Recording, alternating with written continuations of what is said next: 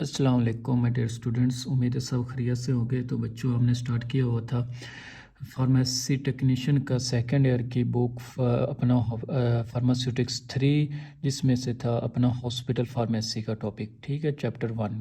और चैप्टर 1 का जो आज हम पढ़ेंगे कि जो लास्ट अपना टॉपिक है उसके बारे में, वो क्या है जी, role of the pharmacy in the hospital या pharmacy role in the hospital.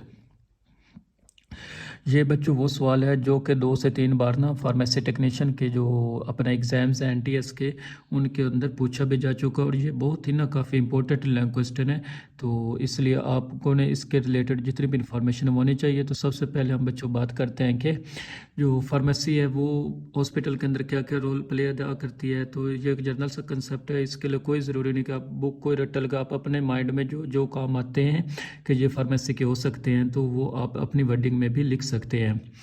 तो बच्चों, सबसे तो हमने यहाँ पर जो जो काम मेंशंस किए हैं वो 1 बाय 1 में पढ़ेंगे। कि सबसे पहले जो काम वो है जी एडमिनिस्ट्रेटिव सर्विसेज, कि फार्मेसी का काम क्या होता है, इंतज़ामी अमूर को संभालना।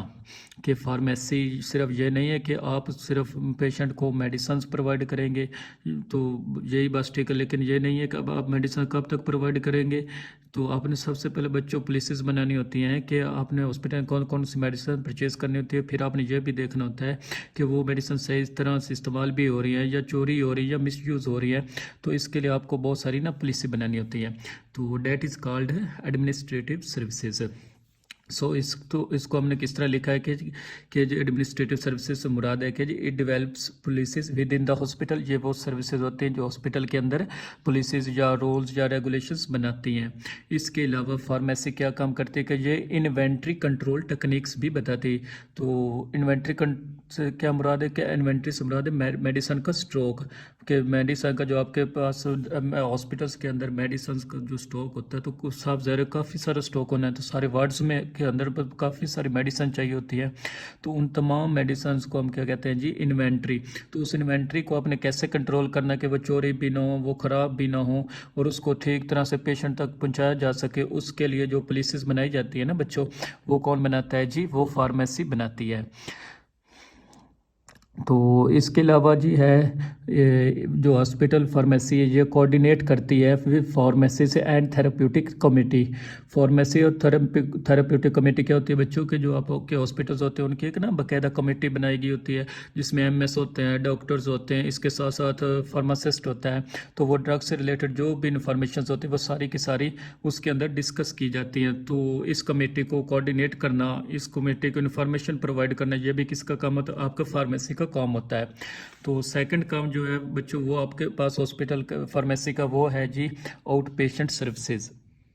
इसमें बच्चों आप ना जो मेडिसिन है वो प्रोवाइड करते हैं जी आउट पेशेंट्स को, या उन पेशेंट्स को जो हॉस्पिटल्स के अंदर आते हैं, चेकअप करवाते हैं और चले जाते हैं, उनका आउट पेशेंट्स कहते हैं। तो आउट पेशेंट्स को मेडिसिन देना किसका काम होता है जी, आपकी फार्मेसी का काम होता है।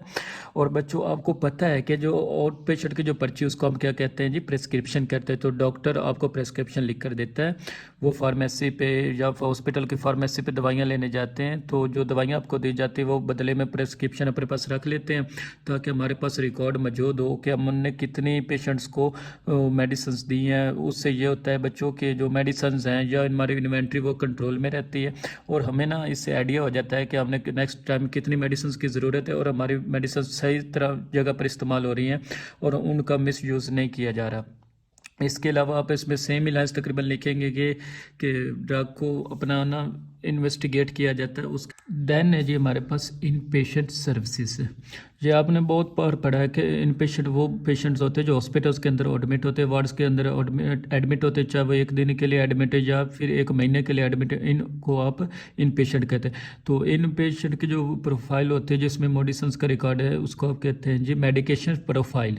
सो इन पेशेंट सर्विसेज में क्या क्या कहते हैं, कि जितने भी पेशेंट्स आपके पास वार्ड्स के अंदर एडमिट है ना बच्चों, उनको क्या करना जी, फ्री में मेडिसिन प्रोवाइड करना, ये हॉस्पिटल फार्मेसी का काम है। इसके साथ साथ उन मेडिकेशंस की जो प्रोफाइल रिकॉर्ड है वो रखना।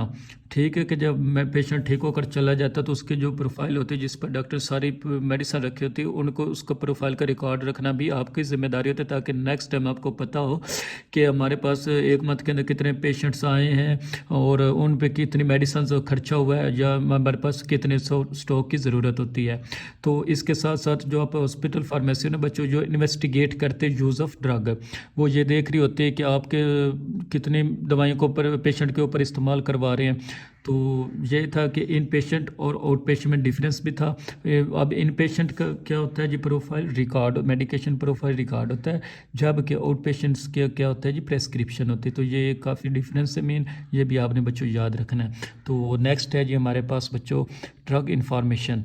तो बच्चों ड्रग इन्फॉर्मेशन प्रोवाइड करना भी फार्मेसी का काम होता है। कि एक फार्मासिस्ट है वो अपने मेडिसिन मतलब कि अपनी मर्ज़ी की मेडिसिन जो है हॉस्पिटल्स के अंदर मंगवाता है ना, क्योंकि सब उसको लगता है कि ये सॉल्ट ज़्यादा अच्छा है, इसके ज़्यादा एडवर्स इफेक्ट कम है, ये बॉडी पर अच्छा काम करता है, तो वो इस दवाई को हॉस्पिटल के अंदर परचेज़ कर सकता है। अब बच्चों जब नई दवाई मेडिसिन के अंदर लेकर आते हैं तो जो हॉस्पिटल्स का जो भी मेडिकल स्टाफ होता है, डॉक्टर है, नर्सेज है, फिजियोथेरापिस्ट है, LHVs है, डिस्पेंसर्स हैं, उन तमाम को उस मेडिसिन के बारे में इंफॉर्मेशन प्रोवाइड करनी होती है, ताकि ये मेडिसिन किस तरह इस्तेमाल करनी, किस रूट से इस्तेमाल करनी है, इसका मैकेनिज्म ऑफ एक्शन क्या है, ये किस बीमारी के लिए इस्तेमाल कर सकते हैं, या इसके क्या क्या एडवर्स इफेक्ट है, that is called drug information. तो ड्रग से रिलेटेड जो भी इन्फॉर्मेशन वो मेडिकल स्टाफ को देना, स्टूडेंट्स को देना, ये किसका काम होता है बच्चों, फार्मेसी का काम होता है। इसके अलावा ये आपके मेंटेन करते हैं लिटरेचर को, ये लिटरेचर को मेंटेन करता है कि आपके हर दवाई के अंदर आपके पास है ना स्लिप से निकलती है, जिस दवाई के रिलेटेड सारी इन्फॉर्मेशन उस पर ना मौजूद होती है, दैट इज़ कॉल्ड लिटरेचर। तो बच्चों अगर आपके पास टाइम नहीं है कि आप हर बंदे को अलग अलग से समझा सके कि इसका ये काम है, ये इसका साइड इफ़ेक्ट है, तो आप बच्चों क्या कर सकते हैं कि आप मेडिकल स्टाफ को या स्टूडेंट्स को लिटरेचर उठा कर दे सकते हैं और वो उस लिटरेचर को स्टडी करके आइडेंटिफाई कर सकते हैं कि ये दवाई किस किस काम के लिए इस्तेमाल कर सकते हैं। तो देन हमारे पास होता है बच्चों एजुकेशन एंड ट्रेनिंग सर्विस। आपकी जो भी फार्मेसी है ना बच्चों, ये आपको एजुकेशन प्रोवाइड करते हैं। किन किन लोगों को प्रोवाइड करते हैं एजुकेशन, तो है जी मेडिकल स्टूडेंट्स को प्रोवाइड करते हैं, फार्मेसी टेक्नीशियंस को, और साथ साथ बहुत सारे एजुकेशन सेमिनार अरेंज करती है। सेमिनार्स का बच्चों मतलब होता है कि किसी भी बीमारी के रिलेटेड कोई प्रोग्राम, अपना बीमारी से रिलेटेड एक प्रोग्राम अरेंज करता है जिसमें आप जनरल पब्लिक को बुलाते हैं और उनको बताते हैं कि ये बीमारी इस तरह से फैल सकती है और इस तरह से इसकी रोकथाम कर सकते हैं। देन हमारे पास बच्चों आते हैं 6 टाइप है जी डिपार्टमेंटल सर्विसेज।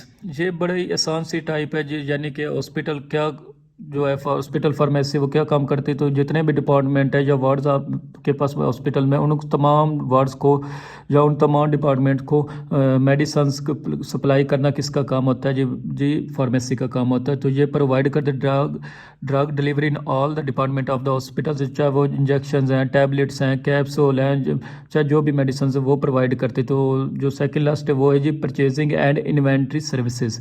साफ ज़ाहिर बात है बच्चों, अगर आप हॉस्पिटल के अंदर रन कर रहे हैं तो उस हॉस्पिटल के अंदर मौजूद जितनी फार्मेसी के अंदर मेडिसिन मौजूद है उनमें मतलब कि मुख्तलिफ फार्मास्यूटिकल कंपनी से उस मेडिसिन को आपको बच्चों परचेज़ करना पड़ता है। आपके पास बहुत सारे ऑप्शंस होते हैं, बहुत सारी कंपनीज होती हैं जो आपको सेम सॉल्ट प्रोवाइड कर रही होती हैं।